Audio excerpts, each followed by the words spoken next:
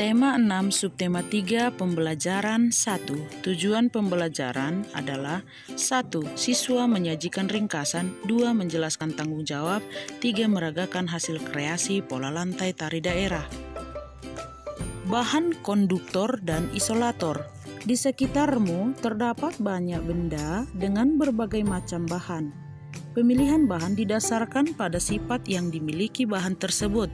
Misalnya, benda yang dapat menghantarkan panas dan benda yang tidak dapat menghantarkan panas. Ada benda yang mempunyai kemampuan menghantarkan panas dengan baik.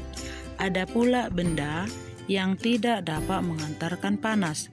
Bahan yang dapat menghantarkan panas dengan baik disebut dengan konduktor, dan bahan yang tidak dapat menghantarkan panas disebut sebagai isolator, sedangkan ada bahan yang sedikit dapat menghantarkan panas disebut dengan bahan semikonduktor.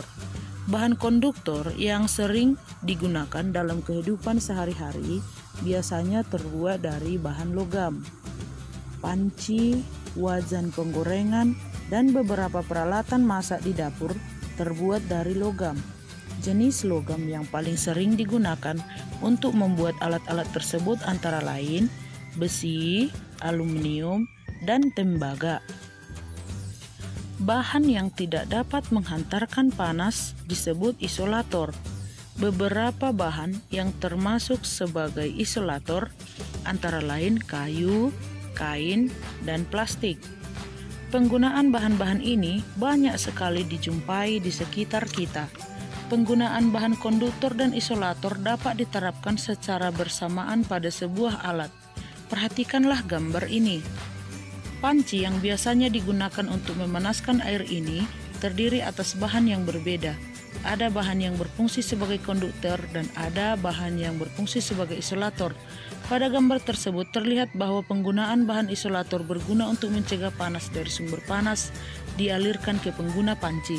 Aliran panas berhenti pada bahan isolator karena bahan tersebut tidak dapat mengalirkan panas secara konduksi dari sumber panas. Sehingga penggunaan bahan isolator terutama untuk melindungi pemakai alat agar tidak kepanasan dan dapat menggunakan alat tersebut sebagaimana mestinya. Bacalah teks berikut dan kerjakan soal, kemudian kirimkan ke Google Classroom. Sekian pembelajaran kita hari ini. Salam sehat, sampai jumpa.